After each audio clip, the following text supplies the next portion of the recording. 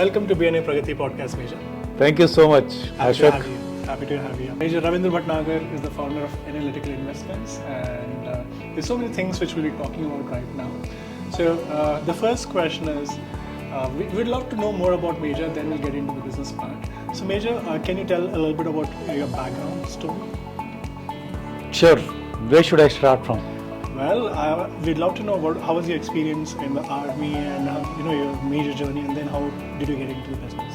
Sure. I got into army purely because of my father's persuasion of following up with the UPSC, because I had missed my SSB interview because of the clash with the graduation examination. Okay. So I had passed the exam, but for the SSB there was a clash on the exam. Okay. So he continued to correspond with the UPSC to get me fresh dates. So I got SSB selection in Allahabad. I got selected there. It was purely my father's perseverance to get me into the army. Okay. And then I got from OTA, I got commissioned in 84. 10 good years in army with some in commando course at Belgaum. Okay. Not so famous episodes keep happening in Belgaum because of the commandos. I had 5-year stint in China border, and we were the first soldiers to be in North Sikkim. So North Sikkim was a strategic viewpoint from General Sundarji's viewpoint, because at Arunachal we have a weak point that China has a free run into the northeast India. To counter that, General Sundarji actually had created North Sikkim defences.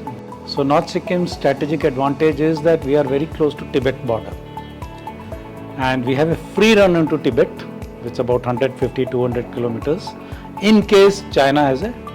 So we had a counter strategy to balance that weakness that we have in Arunachal. So after that I had 5 years in Pakistan border. We were lucky to be posted in Jammu and Kashmir for a short time. Then last 2 years I was in RR, 5 RR, Rashtriya Rifles. Those were special units created for handling terrorism and insurgency. Okay. So that is long and short of my army career. That's wonderful to hear. I mean, I know you as a businessman, but I didn't know this background. But now let's talk about business. So how did you get into this business, analytical investments? Yeah, good question. Everyone asks me this question because don't see a lot of army people into the finance industry. So when I was in army, I was actually managing my brother officer's portfolio. So managing portfolio, that time the stock market was not what we see today. It was very disorganized. You had those brokers, manual transactions happening.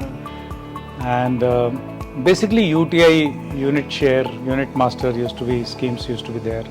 And IPOs used to be there. Invariably everyone would make money there. So my job was very simple, to keep in touch with the IPOs which are coming up and ensure my brother officers applied there and made some money on listing. So this became a natural business to take up. So I started my business as a wealth management consultant in 1994 when I left army. In 1994.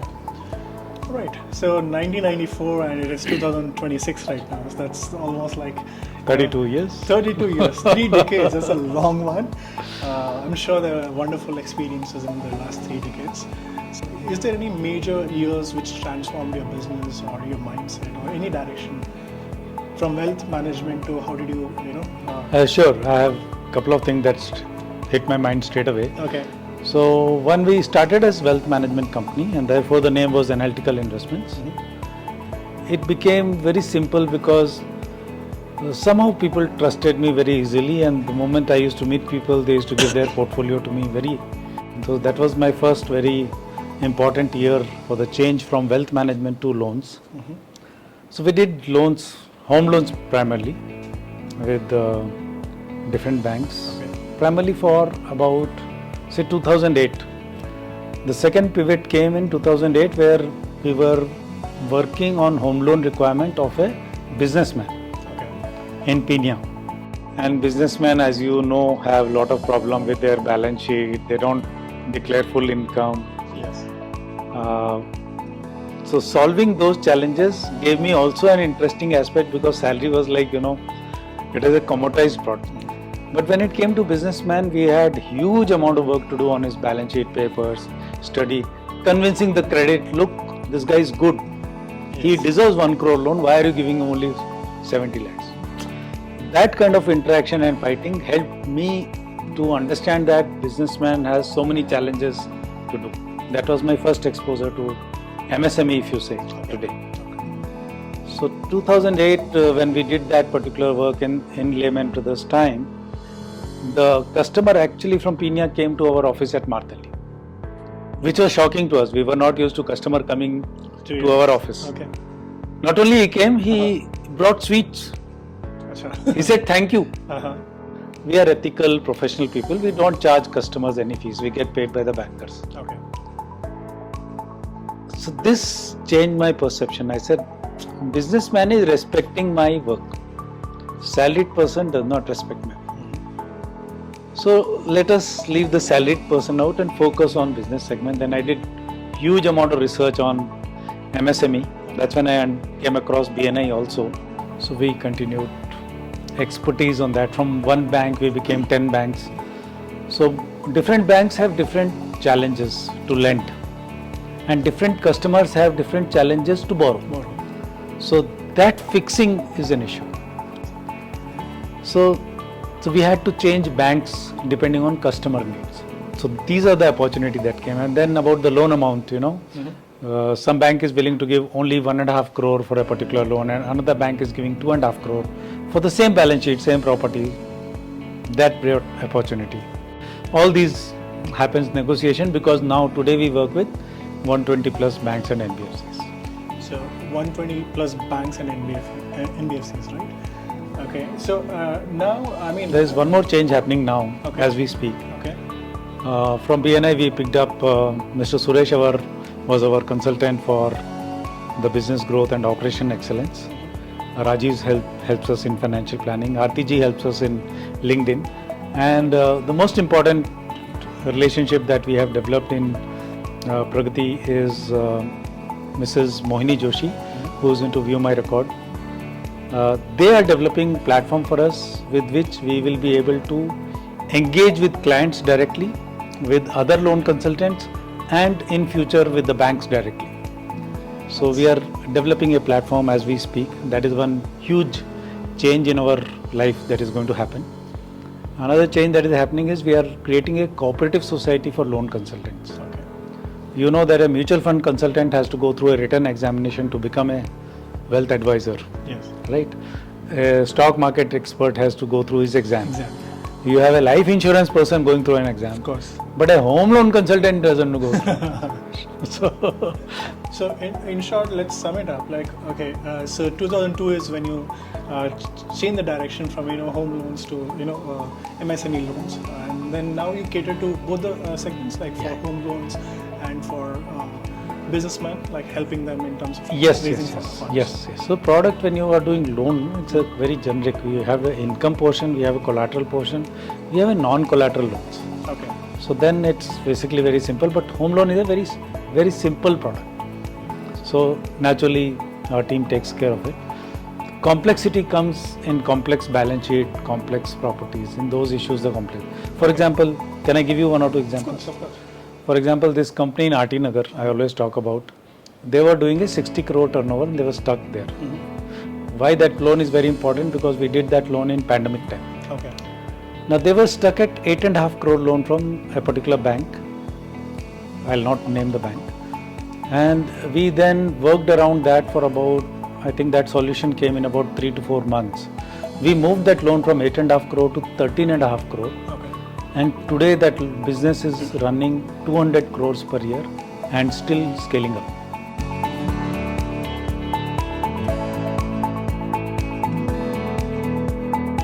That's a wonderful journey, sir. So now, as you had mentioned about BNI, let's talk about BNI. So how long have you been part of BNI? 15th year running, should complete 15 years in this October. It's 15 years. That's a lot. So, and tell me more about your BNI experience. So how was the journey over the last 15 years and the initial days, especially the initial days? I'm sure now everything is, you're part of the ecosystem, but how were the initial days in BNI Pragathi? To begin with, when you see that much of energy in a particular room, it kinds of impacts you. And BNI has this way of bringing out competitiveness in giving. Okay. BNI has this positive impact by giving leadership roles. So I have done almost all the leadership roles in the first 3-4 years. It was a good journey. That time we were around 30 people. We first time jumped to 40 people, and after 10 years, thanks to the previous president R.K. Ahuja, I took back the leadership role again. Okay. Though unwillingly, but I do believe that whenever things are not happening as per my choice or my desire, then it is the divine desire which is working. Fortunately, it turned out to be a good decision. I got back into the ecosystem, more active, got back into the LTRT, cracked some good business. It helped me in a very different aspect actually. 96, I took to meditation, 96. Okay. Sage Yoga. Because of that meditation, I had mellowed down quite a lot, and a lot of spiritual qualities have come into me as a human being. I know those changes are happening in me, but because I was not exposed, people did not know that. So in this latest episode or opportunity of being on the LT table, I got exposed. Okay. And a lot of people commented on the changes that they were able to see in me, which kind of reinforced my own values that, okay, I felt I have changed, but now I know I have changed. Interesting. So talking about BNI, so it's all about givers gain, and that's the concept here. What is that one memorable referral or success story from BNI Pragathi or the entire BNI ecosystem? Both the stories I have told you have come from BNI. I met Mr. Prashant Dandanya in the BNI training, and that is where then we pursued. After about 2 or 3 years, that business actually happened. Okay. He was facing problems, but every business owner does not want to use a loan consultant until they are forced to.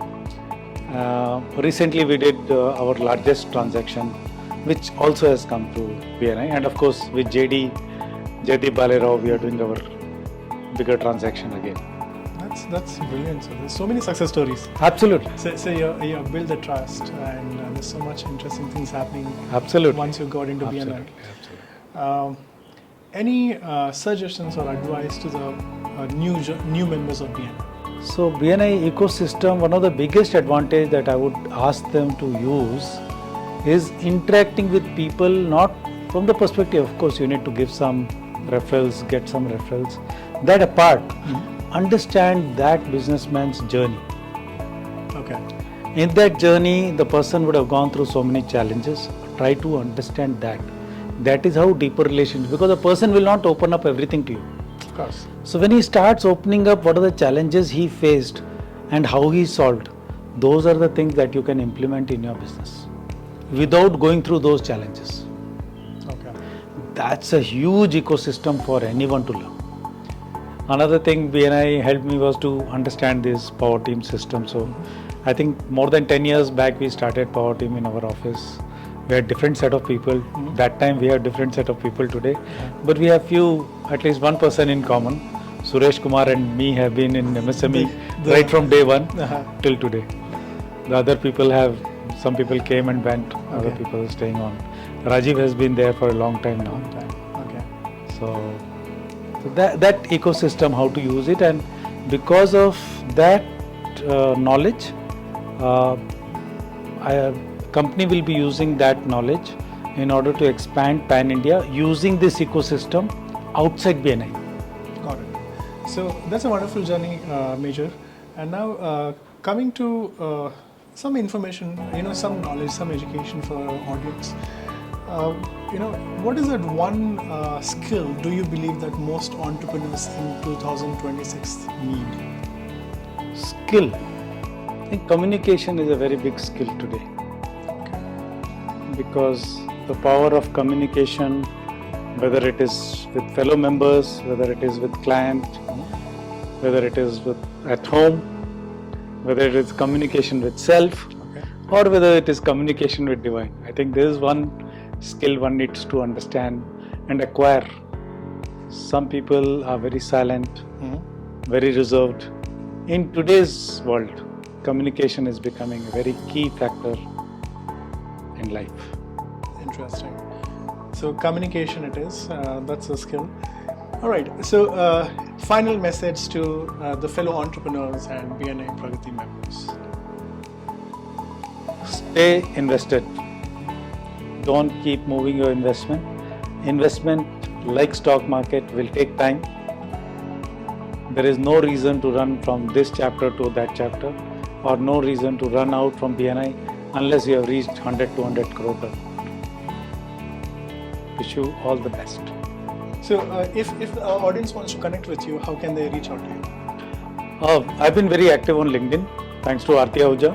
She is a LinkedIn brand strategist. So Major Ravindra Bhatnagar, you can search on LinkedIn and they can connect with me. I would definitely love to connect with you all and learn from your story, how you can impact, your experience can impact my business, and how can I very humbly contribute to your business. Thank you so much. That's wonderful, Major. Thank you very much. It was really great having you here.